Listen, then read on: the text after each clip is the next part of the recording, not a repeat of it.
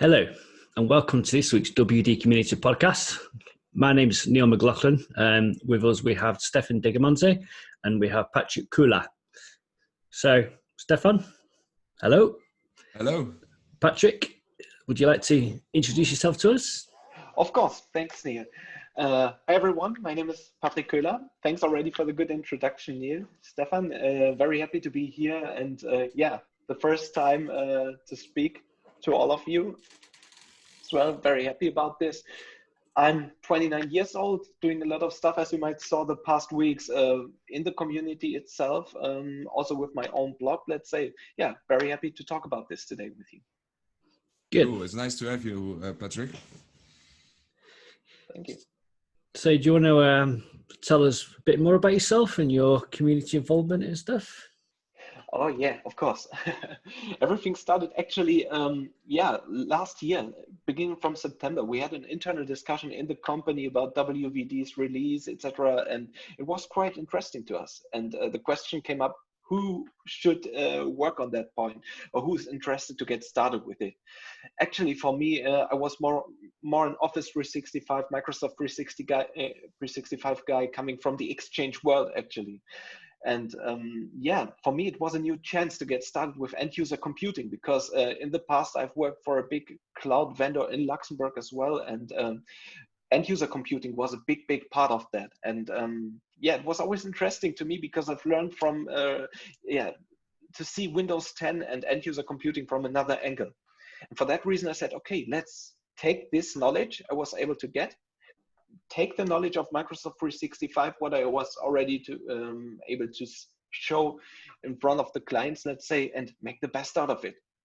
Then I saw that you started the blog already in April 2020, right? It was April? Yep. And yes, that was really stunning for me to see what happened during just a few weeks. And I said, okay, maybe that could be a good idea to start your own blog page to show what kind of ideas you can provide to the community itself. And it was also stunning for me, because I never expected so much good feedback, let's say, and support, especially from you guys, making this available in the newsletter itself, which really helped me as well.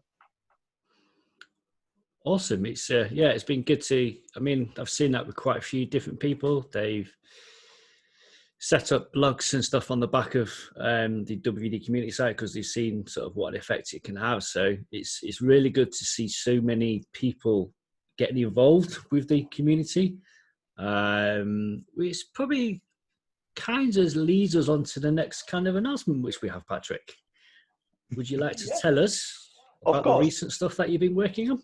Of course, could be a good idea, because since you've started that, and since I've started the blog, I was thinking of how can we help people to get more together. First of all, to explain you a little bit how it come to the latest announcement, let's say, when I saw that you started the Slack channel, that means that even brings the people more together than just with the newsletter itself, where people can react on social media on that. I thought, how can we be able, from the community point of view, to give everybody the voice to speak, to share knowledge in the way he likes. I think Slack was already a very good start, and it will still be a good platform for everybody to share. But my idea was, how can we give people a voice who are not MVPs, who are not sponsored by any kind of company, who really begin from scratch, like we all did during the past months when it comes to that. For that reason, I worked quite hardly also with Neil and Stefan as well, to make a new platform available for the community, a so-called WVD Community events page. And the events page is not only intended to be able to share videos which are already available, to consolidate all that stuff from the internet together to one consolidated platform. It should be also intended to give you, basically everybody who wants to involve or get involved in the community, a voice. Upload your video, share the video with the community itself, and we will provide and make sure that when it's related to WVD, that you'll be heard by others. Actually, like the name already said, by the community and for the community again. It should be like this. And the most important point from our side was actually that it shouldn't be like this, that you or it shouldn't be how can I say, a kind of sponsoring. You should not be there to advertise something, to make promotions to anybody. That shouldn't be the intention of that. Actually, the beginning, Neil and Stefan started with Slack. You guys actually started with Slack, and the community page was already a great example of how this works, of how to get heard by others, and how to give a voice to people who really have to share something. And that should be exactly the case on that page too. And therefore, we are very happy to announce that today. Very cool. So you heard it here first, guys. So today we are officially launching the WVD Community events page. So Patrick will be an official member of the WVD Community team. So officially welcome, Patrick. Thank you. So in this week's newsletter, we'll be publishing out the URL to that site. So as Patrick just said, it's a platform where you can go to upload your own videos, get your voice heard. So we're really looking forward to working with Patrick and kind of seeing where that can take us. So yeah, that's even great, and that inspired me, Neil.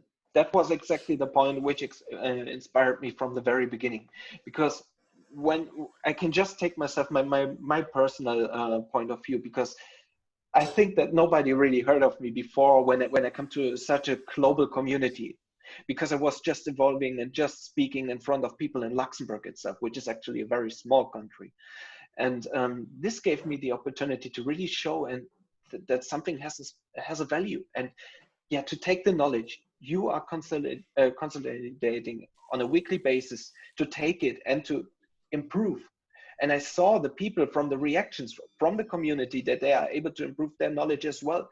And that should be the most valuable thing we should give to the people. And that is actually the case. And I'm very happy about this fact and to be part of your team.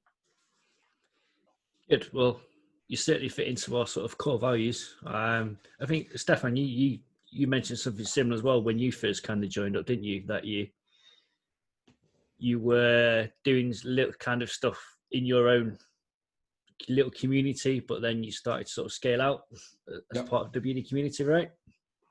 Yeah, and that was the whole reason we started this in the first place, because everybody has his own way of distributing his content or his knowledge. But with the community, with the WVD community, you will get a bigger reach to your audience. And that's the reason why we started the whole WVD community ID. And not only the Slack part of it, because Slack it's the place to just ask questions and to get some feedback on your ideas, on how you design something, or if you run into troubles, how to fix them. But more about the information sharing, and like Patrick said, with the new events page, it will be possible for people to speak up, to be noticed, and to share their content to a broad of audience. Agreed. I think it's pretty, what I found really cool as well is how Microsoft have got involved as well, because obviously we have a lot of interaction with the likes of Christian Brinkoff and Tom Hickling and Jim Moyle and stuff like that. And so I know, Tom, if you go to the Slack channel, we've created a request channel. So if you have a feature that you want in WVD, you can put that in there, and then Tom will feed that straight into the product team. So it's so great to see Microsoft kind of listening to what we want, and be interesting to see if the journey, if someone puts that in there and it actually makes it to the product. That would be so cool if that could happen. So yeah, we'll see where that goes as well.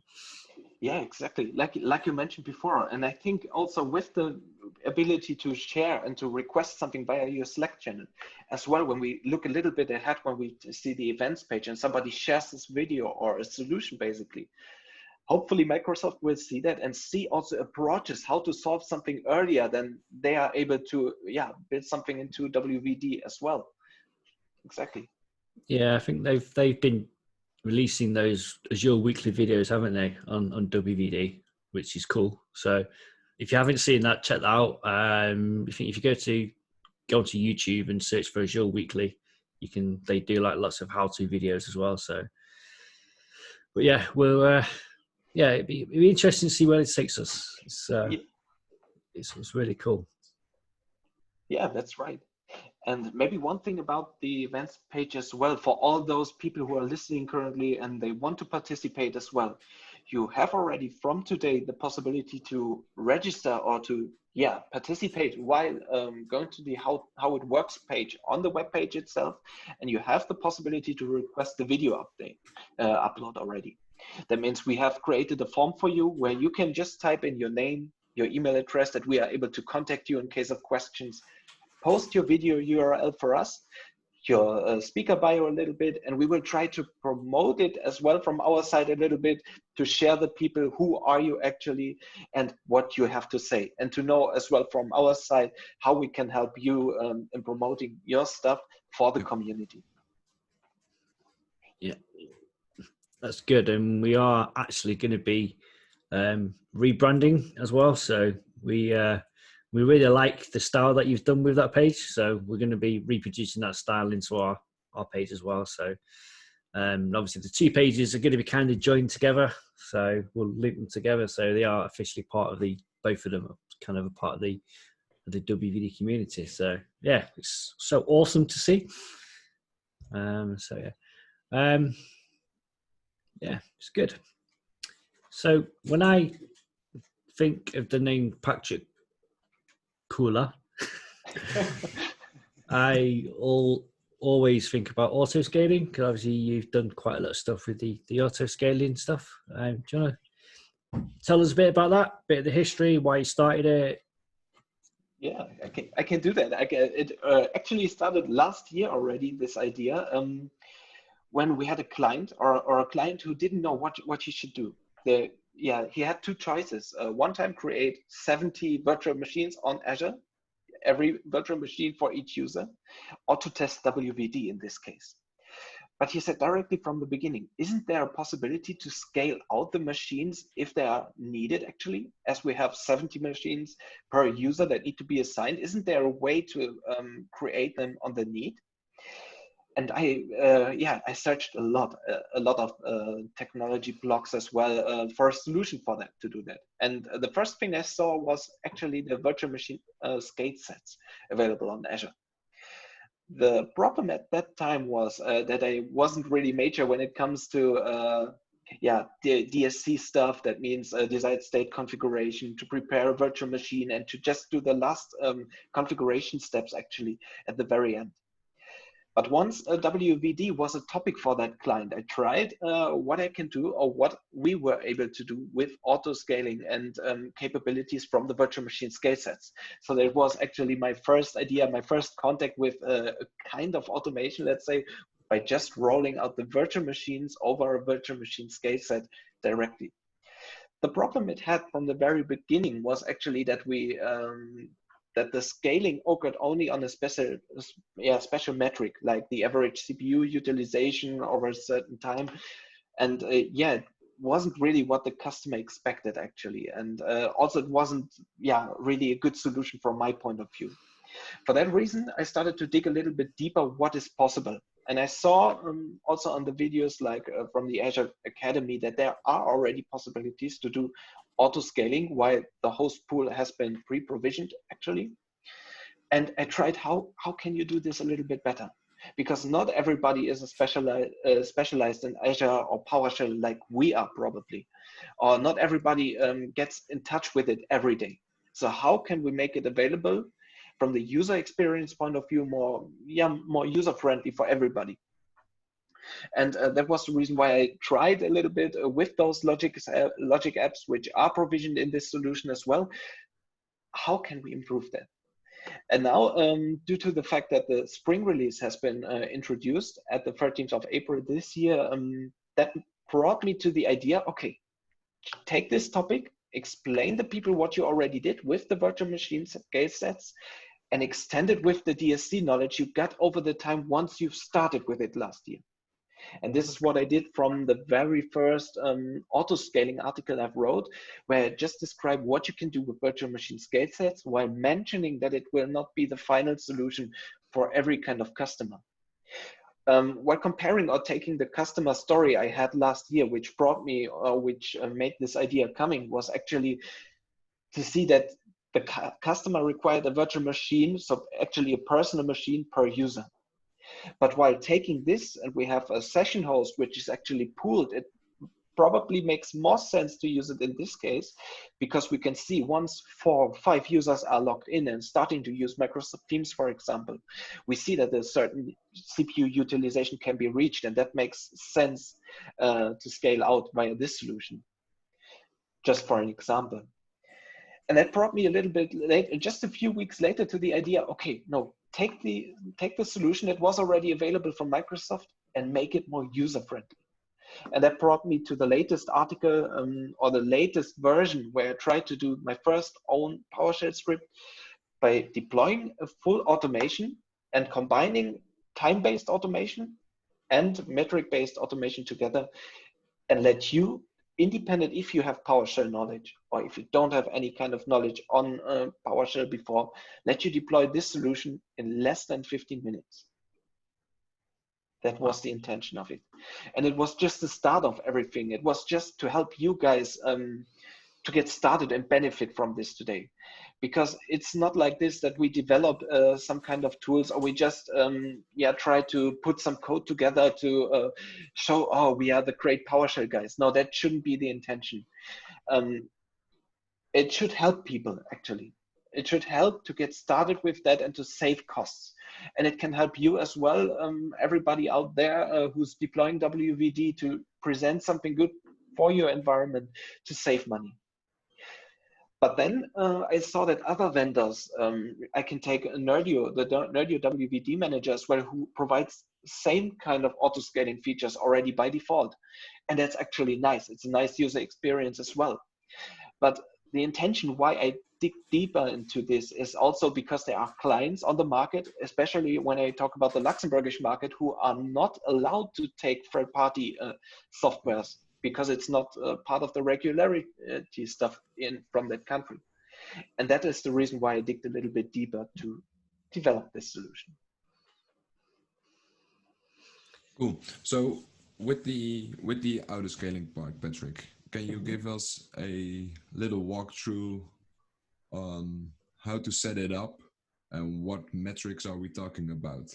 So as a basis, you started with the Logic app from Microsoft, with the scaling solution, and you built that, you extended that functionality with your own functionality. Can you tell us something more about that one?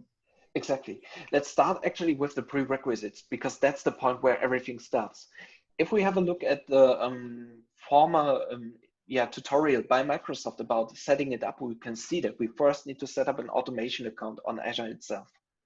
An automation account to perform deeper actions on the virtual machines requires a run as account as well. And actually, when we see this tutorial, and also I saw some updated tutorials on the web as well, we needed to do all the steps manually. Even though we had the PowerShell script to deploy the automation account, we needed to type everything. We needed to take care that there are no writing mistakes. So there was actually no checkup if the values we entered are correct or not. So basically, the deployment started, the PowerShell modules are about to be imported, and then you typed in a character which is not supported, and the complete deployment failed, and you lost basically 30 minutes. And that was actually the problem here.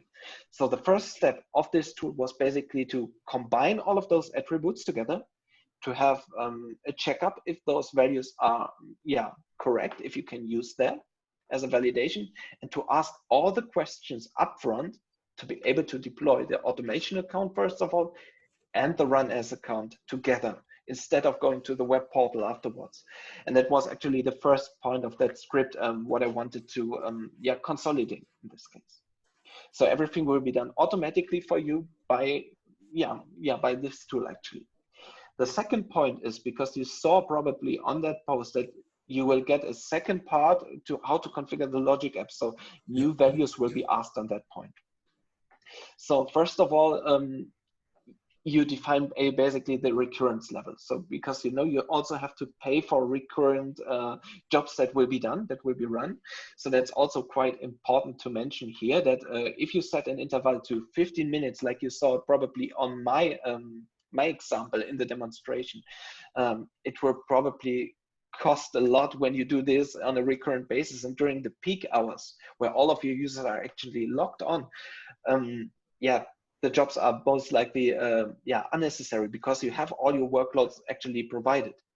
It makes sense probably to raise this value a little bit, and then you can save money as well. But everything is mentioned like this in the document as well.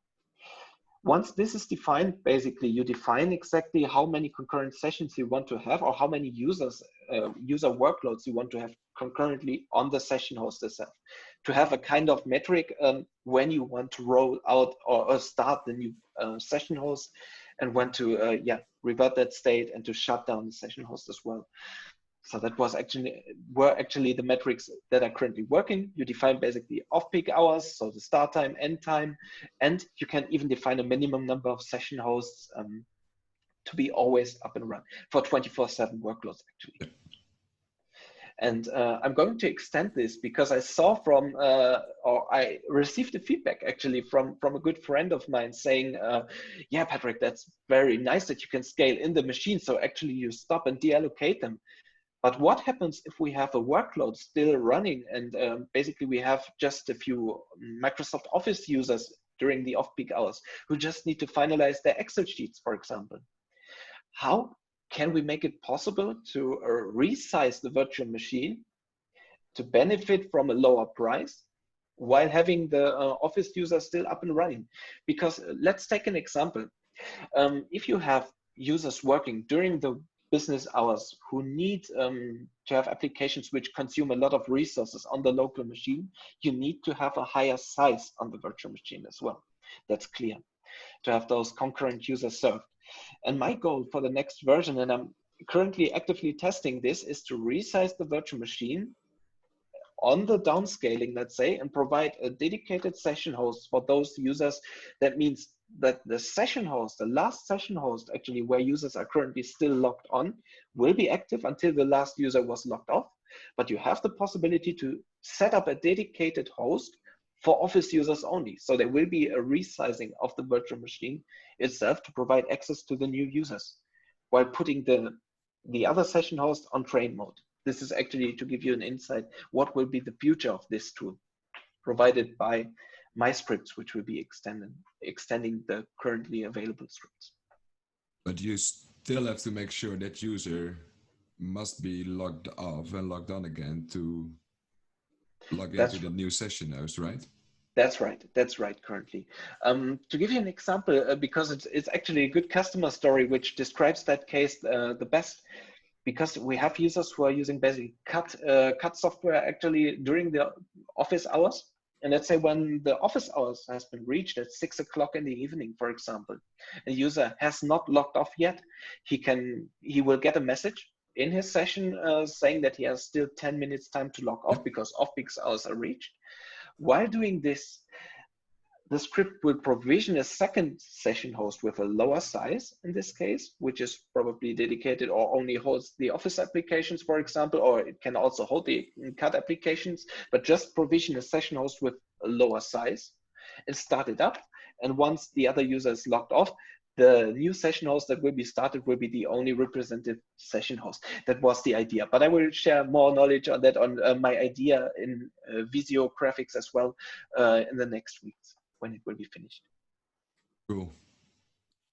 That's very cool.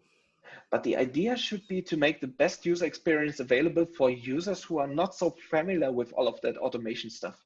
Because probably you guys have seen that too, the tutorials by Microsoft. You have to do a lot of things, take care of a lot of parameters you need to type in. And let's say it's really rough, this kind of checking behavior. That means the script already starts to roll out your solution. But in the end, if you do a character mistake, like mentioned earlier, it's over. You can start all your work again. Yeah, you can remove your resources and you can reconfigure it or redeploy it. Exactly. And the logic behind was not clear for everybody, because I received also a nice feedback from somebody from the community saying, okay, if I want to roll every step out, like you mentioned before, or when we just take the DSC solution, for example, we still have to do a lot of stuff manually. How can we do this in a few clicks or just a few values we have to type to make it available for us in this case? That was the intention for the version number 1. That too. So how many downloads have you had of it? Do you know? Do you track the downloads and stuff? Or? Oh, actually, I didn't do this, to be honest, because for me it's like okay, make it available. But the thing is that I've presented that solution as well on the UK Citrix user group community, the summer meeting that was occurring on Tuesday, and incredibly, I received nearly 100 emails from persons who attended and afterwards who checked the video on demand, saying, yes, we tried this, and we were just using Citrix before, and it works pretty fine for us. And then I received one message from, or multiple messages from one guy saying, "Oh, Patrick, your solution doesn't really work." And I asked him why. Can you please send me a screenshot? And I don't know what he exactly did, but he did a copy and paste, and he manipulated the code a little bit. And I saw that he wanted to create the logic at first, and I said, you need to do copy paste correctly in this case. Wow! Just as a fun fact, but I was really impressed of the feedback just because I did this session and I could really show the example in real life. And the people saw that really in 14 minutes and a few seconds, the solution was provisioned from the first typing in of the first value till you got the message. It has been deployed successfully. So I've got a challenge for you, Patrick. Okay, ready. So I understand Microsoft are releasing their auto-scaling natively into the WVD service. I think it's either Q3 or Q4 this year. Yeah, Q4. So your challenge is, Patrick, to make it better than their solution. Yeah, absolutely. Absolutely. Let's say it will be hard because, of course, there will be a lot of developers. But let's say we are the people who are using it on a daily basis. We are the people who need to configure it probably on a daily basis as well for our clients.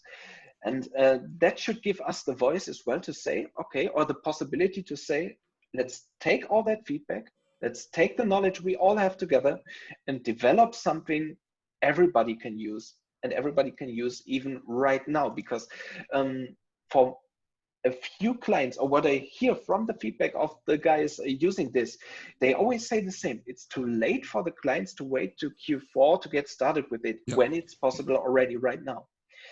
And another topic is, okay, some people are very happy to buy or have the possibility to buy third-party software. And that's good. That's really good. But if we can build something together in the community that is fitting exactly our needs, and not the needs that the company gives us, because we are independent. We really want to do the best for our clients, for our environment. And that is the aim of that. I'm not saying that I'm the big developer, or I will never be this probably, but I will take the power and the energy from the community and from you guys as well, that motivates me to get started and to do more on that stuff.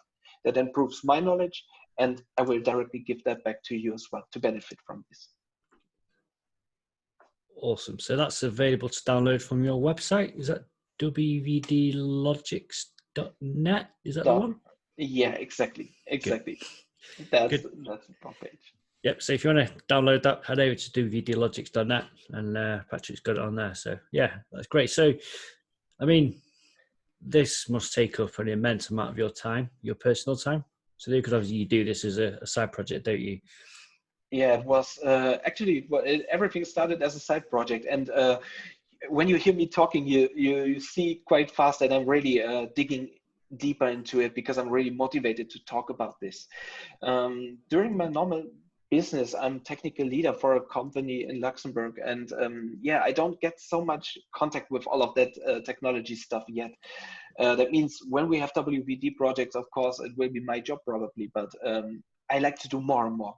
That's the reason why I invested a lot of time in my private time during the working days, actually. And I saw that it's not only time consuming, it's also quite consuming a lot of personal power in between.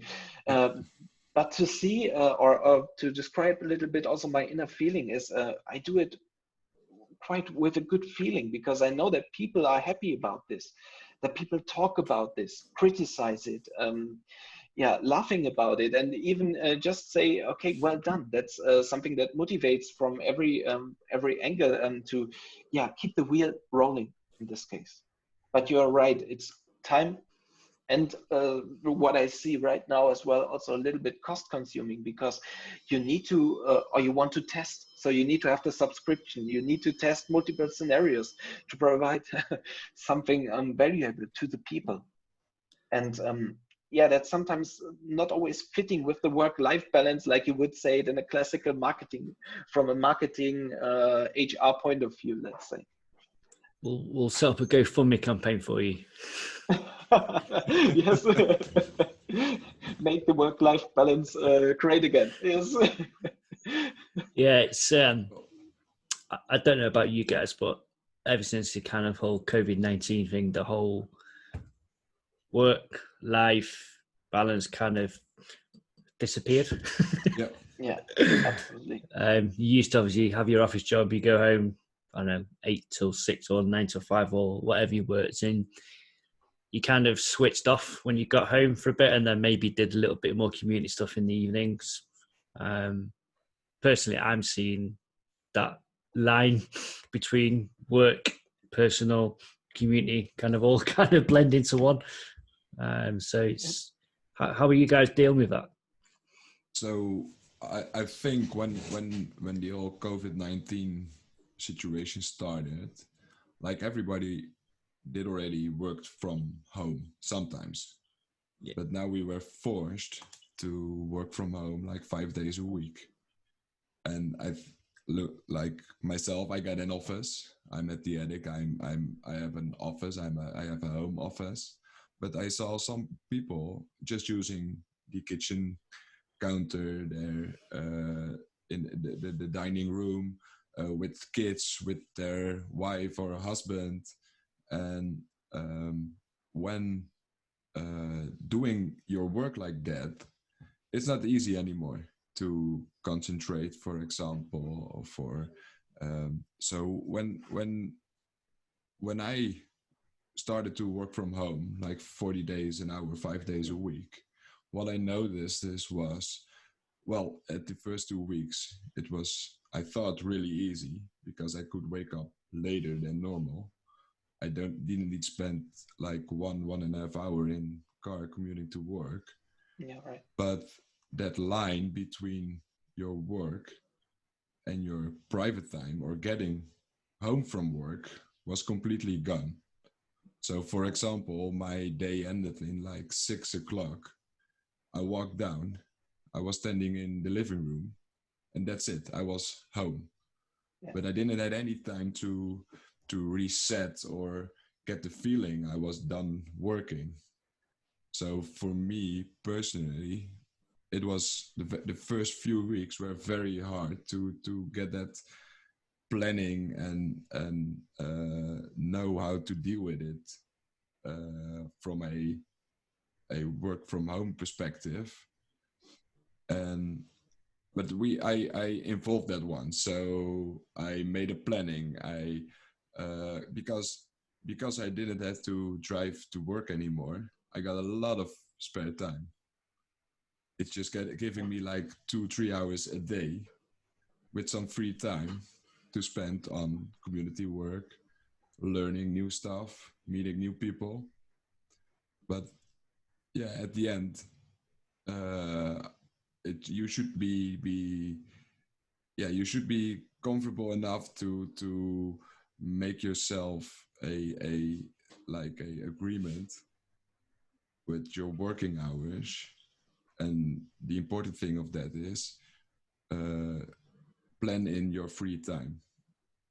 Yeah, exactly. And what is also quite important, what you said before, I can just agree on that point, is the commuting to work. So that means you have probably 1 hour, 1.5 hour, you're driving one way to work and back to home. And this is also the time a lot of people use to shut down from the work topics and to start their own project, because we all have a private life. We probably have a house, we need to do some stuff, and also a CEO at home. There she is again. Thanks to Esther for that. I used to commute quite a long way. I used to have like a 4 or 5 hour drive twice a week. And to be honest with you, sometimes I really liked that, because it was kind of my time where it was just me in the car, time to think, time to listen to my podcast, listen to music, relax, chill out kind of thing. And I've noticed when I've kind of been working from home, you don't really get that anymore. And I've noticed a few times where if I was in the office, it'd be like, oh, it's 5 or 6 o'clock, it's time to go home. This work can wait till tomorrow. Actually, I'm at home. I can work on this till 7, 8 o'clock in the evening if I need to, and just get it done. And I think for the very first time last week, I actually sat down and thought to myself, I need to switch off, because that has been happening pretty much every single day. Whereas there was no personal time anymore. It was just work, community, work, community, work, community. So yeah, I think it's something we all need to be very, very aware of. Of the time, right? And maybe I don't know how it was for you guys as well, but all the community stuff started actually during the COVID time. From my perspective, it was the best time to start that kind of community. Yeah. I will hand on heart say, if it wasn't for all that extra time, I wouldn't have done it, because I just didn't have the time. I think we will still done it, but it would be harder to get it started and get off the feed, to get started with the website, with the newsletter. And now with all those like extra free time, it was easier to put in a lot more time in it to get it all started. And now I think we already learned, like, this is our 5th or 6th podcast. So even for us, we've been in this like business for a long time. We all know how to plan, and we all know how to do that thing. But now it's more important to make your planning, to get that free time, to make time for your sports, for the CEO, for your private life. Absolutely. So I think we're both learning, aren't we, really? Because I think the first probably 3 or 4 weeks, I think me and Stefan just spent pretty much all weekend on this, literally all day Saturday. Certainly for the first 2 or 3, it was like all day Saturday, all day Sunday, no family time, no spare time, just doing this constantly. And I think now we've kind of learned to split that up into like, do a few hours on a Monday, do a few hours on a Thursday, spend half an hour on a Sunday, spend an hour on a Saturday, maybe. And that seems to be working quite well, right, Stefan? Indeed. and on top of that, for myself, I'm planning like 2 or 3 days a week completely off, not doing any work at night. Well, I can work till like 8:30 in the evening, and then I will get back to my missus and get some private time, family time. And all the other days, it's like a decision I can make to work extra for the community, for my blog post, for preparing the podcast, meeting new people around the whole community. And that's one of the important things, I think, to keep in mind, that you have to get your free time during this situation. I don't want to see the W community on any divorce statements. No. Well, it's like I contacted Bas van Kameti first because he was doing this for like 4-5 years, and I was curious how he's handling it to get all that stuff done, to get put in so much time and effort in all those things, but still have the time for your family, for your free time, for your friends, because those are, I think, the most important things to keep us going, to keep on us going. And well, he just said to me, well, you have to, obviously you have to plan it. You have to make like your agenda fit in all your working hours and your private hours. But I think the most important thing is the misses. You have to do it together. You have to get fully support and from your loved ones, because without that support, we aren't able to do this thing like we are doing right now, because it will take up a lot of free time to do all those community stuff, to get the site up and running, to do the podcast, to prepare the podcasts. So without her, I can tell you, it wouldn't be working. Yeah, that's right. To do all those things. You couldn't say it any better. That's exactly the point. I can just agree on that. When I see you need to find an arrangement as well, because not everybody understands what it means to be so involved into a community, to build the foundation. But actually, I can say also what we all can see right now is that you build a very good foundation on that. Neil and Stefan, you did a great job during the past months, really. And that is really a motivation to say, okay, if we can all do something together, or if we can get involved in touch and to help this making better, and to make the work-life balance also from the community point of view better, because we can split up, we can share the time, and for being responsible to support the guys out there on their journey with WVD and the community, of course. That would be very great to see. And as you said before, to have a good partnership, to have a good family behind you is mandatory to get started, and to benefit also from this community power that comes, and you need to give. So, and that's where you get your energy from, don't you, really? So when you spend time with your friends and family, you kind of re-energize yourself, you feel better about yourself, and you can throw yourself into work more and stuff like that. Because I was single quite a long time, a few years ago. I think I was single for like 15 years, and I didn't have a partner.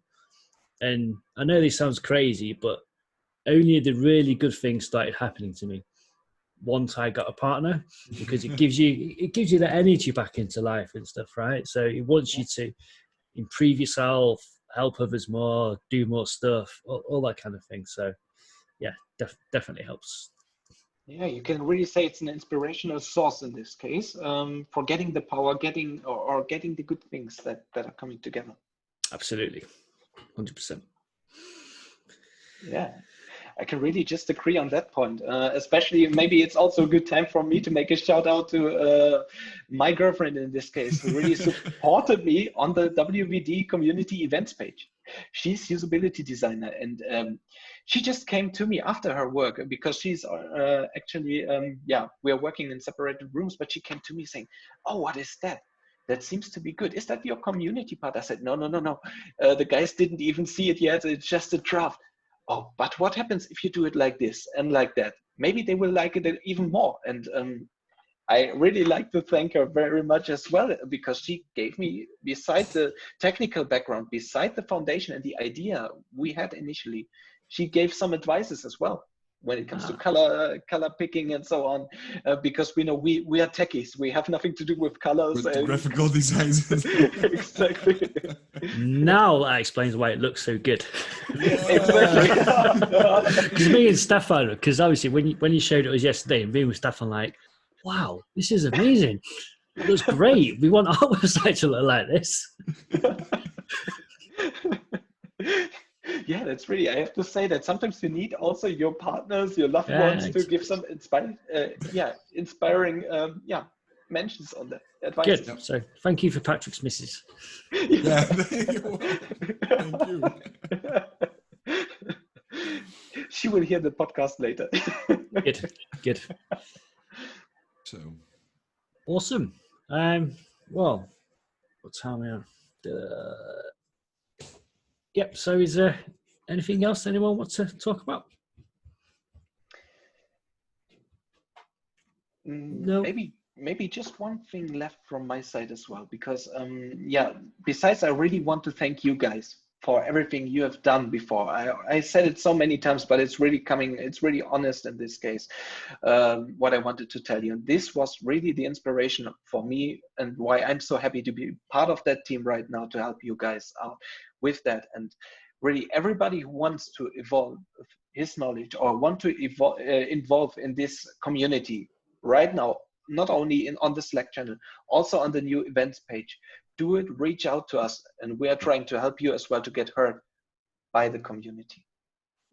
That's just a shout out I want to make to all of you and all of those guys listening here, because we are not doing this for ourselves. We are not doing this to promote ourselves or to do advertisement on our own. That was never the intention of this. And that's what I believe directly from the really beginning of 01. I got in touch with Neil and Stefan in this case. And this is just what I can say to anybody. If you have something to say on WVD, on Azure, and you want to share that, reach out to us. yep. 100%. So we're very happy to have you. Thank you. I think I noticed your passion as soon as we started talking to each other, and obviously you have that desire to help other people as well. So yeah, happy to have you as a member of the team. Thank you. Yeah, really happy. Yep. Good. Well, I think we'll end it there. I think that's let you it. all get back to your families. So yeah, thanks very much for coming on, Patrick, and we're looking forward to working with you a lot more. Thank you. For anyone who wants the URLs to Patrick's website and also to the new website, they'll be all included in this week's newsletter. So that'll be going out later today, after I spent time with family, of course. So cool. All right. Thank you very much, guys, and we'll end it there. Thank you very much. Thank you. Bye-bye. Bye. Bye.